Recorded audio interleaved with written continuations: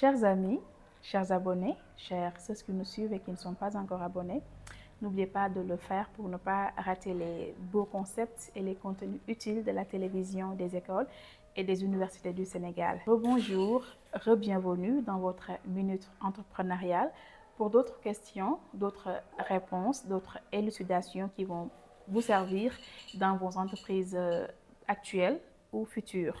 Nous sommes toujours en compagnie du coach Pape Colissard. Coach, bonjour. Bonjour, Ndaïmara. C'est un plaisir, hein, comme tous les jours, de t'avoir. Enfin, comme d'habitude, hein, on a un lot de questions. Peut-être on va en prendre, disons, 2, 3, 4. Est-ce que le Sénégal est un pays propice à l'entrepreneuriat? Bonjour, Ndaïmara. Merci beaucoup pour la question. Donc, c'est une question intéressante. Intéressante pour toute personne qui est au Sénégal et qui est sénégalais et qui souhaite entreprendre ici, mais aussi pour toute personne étrangère mais qui envisage d'installer son entreprise ici. Alors, j'aimerais d'emblée élucider 2 ou 3 choses par rapport à qu'est-ce qui permet à un pays d'être propice à l'entrepreneuriat ou qu'est-ce qui permet à un endroit d'être propice à l'entrepreneuriat. Si on s'accorde sur ça, après on pourra vérifier si ces critères-là sont au Sénégal ou pas. La première chose, c'est de savoir comment un environnement doit être pour être propice pour les entrepreneurs ou propice à l'entrepreneuriat. Il y a 2 éléments qui sont extrêmement importants pour tous les entrepreneurs, c'est le marché et c'est les investissements. L'investissement et le marché, si dans un endroit il y a l'investissement et le marché, on peut dire que oui, c'est un environnement propice à l'entrepreneuriat. L'autre chose, c'est quand un environnement est presque vide, où il y a tout à faire, donc on peut dire que c'est un environnement propice à l'entrepreneuriat. Donc ce qui fait qu'on a 2 éléments qui sont les éléments fondamentaux et un 3e élément qui est moins fondamental mais qui est aussi important. Et ces 3 éléments semblent être des éléments qui désignent le Sénégal. Est-ce que le Sénégal est un pays où on a des capitaux, des investissements qui sont là? Oui. On a des moyens d'investissement qui sont là. Est-ce qu'il y a des moyens mis en place par l'État ou par les banques privées ou par d'autres moyens comme des VC et autres qui sont là et qui ont des capitaux à investir au Sénégal? Aujourd'hui, oui, on a des investisseurs qui sont ici. Et donc, ce qui rend l'environnement propice d'un certain point de vue. Le deuxième point de vue, est-ce que le Sénégal est un marché? Oui, le Sénégal est un marché. Sur beaucoup de domaines, le Sénégal représente un marché. Et la troisième chose qui est la cerise sur le gâteau, comme on dit, c'est que est-ce que tout est à faire au Sénégal? Oui, le Sénégal fait partie des pays de l'Afrique où on dit que tout est à faire parce qu'il y a plein d'innovations qui n'existent pas encore, plein de choses qui sont à faire. L'autre chose, c'est on a une population qui est très dynamique. On a une population qui est assez nombreuse et qui parle de population, parle aussi de consommateurs. Et tous ces éléments réunis font du Sénégal un environnement propice à l'entrepreneuriat. Maintenant, est-ce que dans cet environnement globalement propice à l'entrepreneuriat, il n'y a pas de petits couacs liés à certaines situations, ça et là? Oui, ça existe. Mais oui, le Sénégal est un environnement propice. Est-ce qu'elle peut être plus propice qu'elle ne l'est aujourd'hui?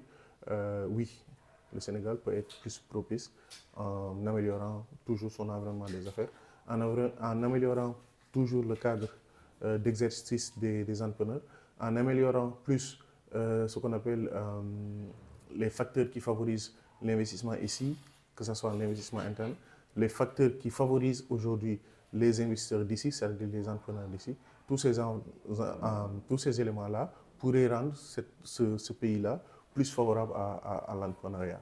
À l'entrepreneuriat des Sénégalais surtout, parce qu'on peut dire que le Sénégal est un pays propice à l'entrepreneuriat, mais est-ce que c'est des entrepreneurs sénégalais qui bénéficient de ces facilités-là ou c'est d'autres personnes? Donc, c'est vrai, il y a un certain niveau, mais il me semble qu'il y a des choses qu'il faut corriger, qu'il faut améliorer pour rendre l'environnement du Sénégal encore plus propice à l'entrepreneuriat pour les Sénégalais.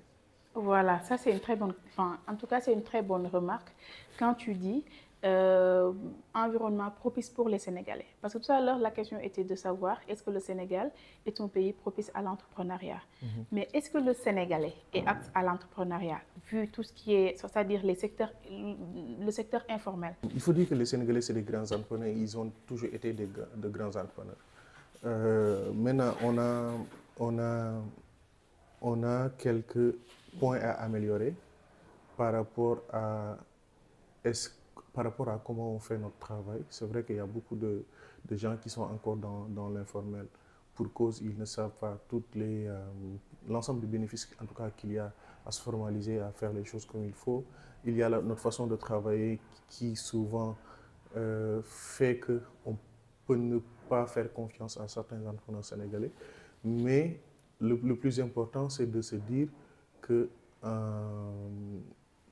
il y a différents niveaux de l'entrepreneuriat. Il y a un certain niveau où tout ce qu'il faut faire, c'est se formaliser, travailler bien et tout ça. Mais il y a un autre niveau où l'entrepreneuriat devient très stratégique, voire même politique. Okay? C'est là où des gouvernements peuvent souvent jouer un rôle en faveur des entrepreneurs. Je donne un exemple simple. Ne croyez pas que c'est parce que des entrepreneurs sont plus compétents que d'autres qu'ils vont gagner certains marchés à un certain niveau. À un certain niveau, ce n'est plus une question de compétence, mais c'est une question géopolitique où c'est des gouvernements même qui vont jusqu'à donner des marchés à certaines personnes parce que tout simplement, il y a eu des accords gouvernementaux qui ont été signés. Et donc ça, ce point de vue stratégique-là, il ne faut pas le perdre de vue. Il ne faut pas voir ça comme si c'était la responsabilité des entrepreneurs qui sont ici et qui n'ont pas su prendre ces marchés-là.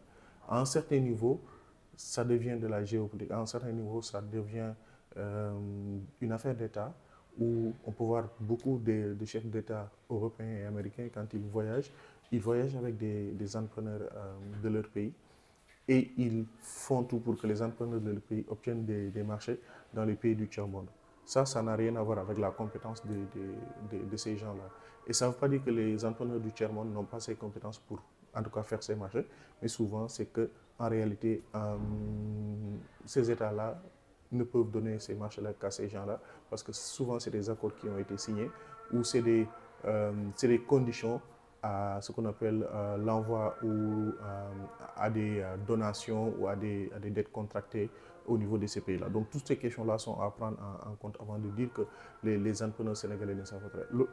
Pour dire qu'en réalité, quand on est à un certain niveau, c'est bon, on n'est pas assez stratégique, mais quand on part à un certain niveau stratégique, où on emploie beaucoup de gens, où on n'est plus un entrepreneur, mais on devient un ambassadeur, où on doit faire des choses dans des points stratégiques, ça devient un autre niveau. Donc ça, il faut bien le prendre en compte. Maintenant, pour revenir à la question de est-ce que notre environnement est propice et le restera encore pour un bon bout de temps, mais il faut savoir que